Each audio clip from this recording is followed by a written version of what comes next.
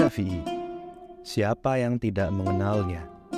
Salah satu imam di antara 4 imam mazhab fikih yang mazhabnya dianut oleh mayoritas masyarakat Muslim Indonesia.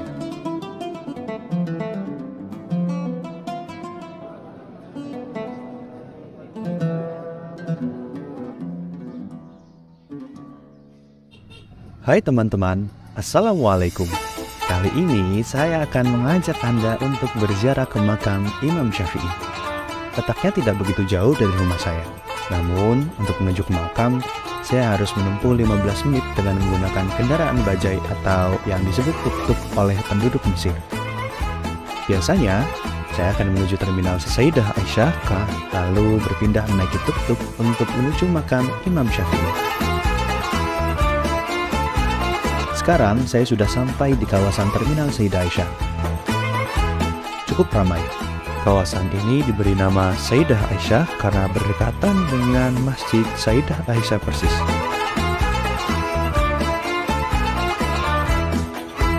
Tanpa berlama-lama, saya langsung mencari tuk-tuk untuk melanjutkan perjalanan menuju makam Imam Syafi'i.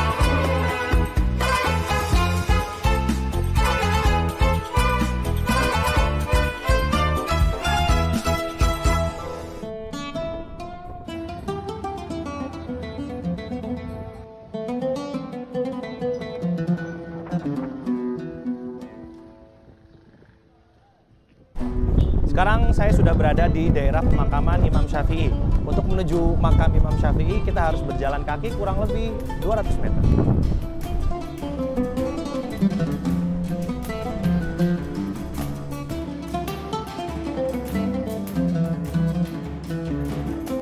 Imam Syafi'i.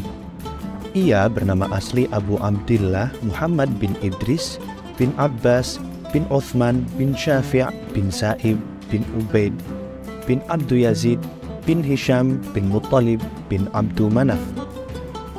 Nasab Imam Syafi'i bertemu dengan Nabi pada Abdu Manaf. Ia lahir di Gaza, Palestina pada bulan Rajab tahun 150 Hijriyah, bertepatan dengan bulan Agustus 767 Masehi. Imam Syafi'i kecil adalah orang yang sangat cerdas. Ia memulai perjalanan ilmunya dari kota Makkah. Setelah berhasil menghafal Al-Quran, ia menghafal hadis dengan para ulama fikih kota Mekah dan belajar bahasa Arab dengan penduduk Qabilah Hudzail. Oke, sekarang kita sudah berada di depan makam Imam Syafi'i, yang sekarang di depannya sudah ada masjid. Makam ini terletak di daerah Qorofah Sughro, atau sekarang lebih dikenal dengan Hayu Syafi'i karena ada makam Imam Syafi'i di lokasi tersebut. Saat usia 13 tahun, ia pergi menuju Madinah untuk berguru kepada mufti besar Madinah kala itu, pengarang kitab masyhur Al-Muwatta, Imam Malik. Yang menarik, Imam Syafi'i kecil bahkan mampu menghafal kitab Muwatta yang berisi ribuan hadis dalam usianya yang masih sangat belia saat mengaji bersama Imam Malik. Kita sudah sampai di lokasi makam. Nanti kita langsung berziarah. Ayo ikut masuk ke dalam.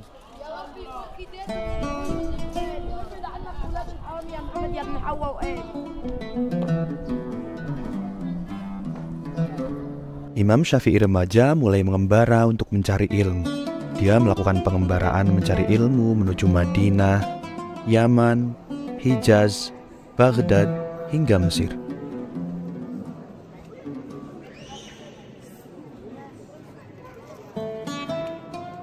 Di Hijaz, Imam Syafi'i berguru kepada Muhammad bin Hasan Asy-Syaibani, ulama mazhab Hanafi yang memiliki julukan Shahibu Abi Hanifah wa Faqihul Iraq. Dalam pembelajarannya, ia banyak berdiskusi dan bertukar pandangan satu sama lain dengan gurunya. Hal inilah yang menjadikan Imam Syafi'i dianggap sebagai orang yang berhasil menyatukan 2 pusat madrasah besar kala itu, yaitu Madrasah Ahlul Hadis dan Madrasah Ahlur Ra'i. Karena selain menimba ilmu di kedua madrasah tersebut, Imam Syafi'i dianggap berhasil memadukan metode pembelajaran Ahlul Hadis dan Ahlur Ra'i dalam pandangan madhabnya. Oke, sekarang saya sudah berada di depan makam Imam Syafi'i persis. Bisa kita lihat banyak sekali para pengunjung yang berziarah baik dari mahasiswa ataupun warga sekitar. Biasanya baik mahasiswa ataupun warga sekitar sengaja untuk berziarah ke makam ini pada hari Jumat. Oleh karenanya sangat ramai. Di Yaman, semula Imam Syafi'i bertujuan untuk bekerja dan mencari ilmu. Di tengah perjalanannya, beliau diberi kepercayaan untuk menjadi seorang qadhi.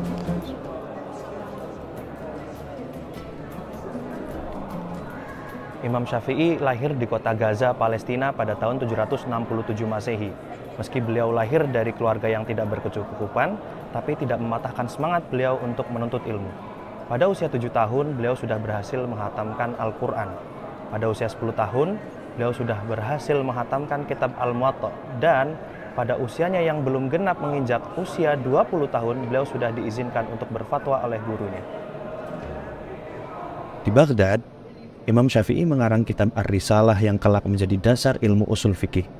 Di sini juga Imam Syafi'i banyak menuliskan pendapat-pendapat yang kelak ia rubah beberapa pendapatnya ketika sudah sampai di Mesir, atau lebih dikenal dengan Qaul Jadid.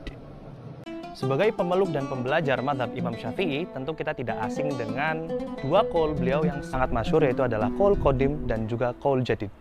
Qaul Qadim adalah fatwa-fatwa dari Imam Syafi'i saat berada di kota Baghdad atau Irak. Kemudian, Qaul Jadid adalah fatwa-fatwa dari Imam Syafi'i yang beberapa itu merevisi pendapat-pendapat beliau yang lalu yang diberi nama Qaul Jadid.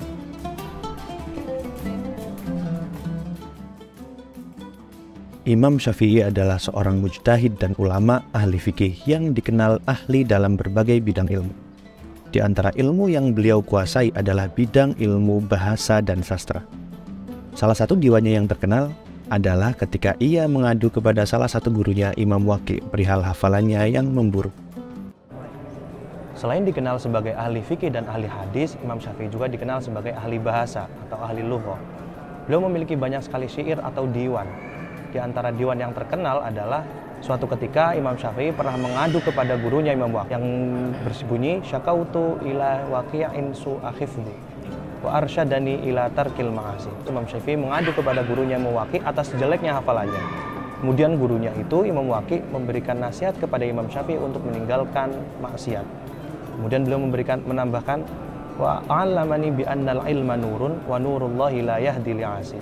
Beliau memberitahu bahwasanya ilmu adalah sebuah cahaya dan cahaya Allah itu tidak akan diturunkan kepada seorang yang bermaksiat.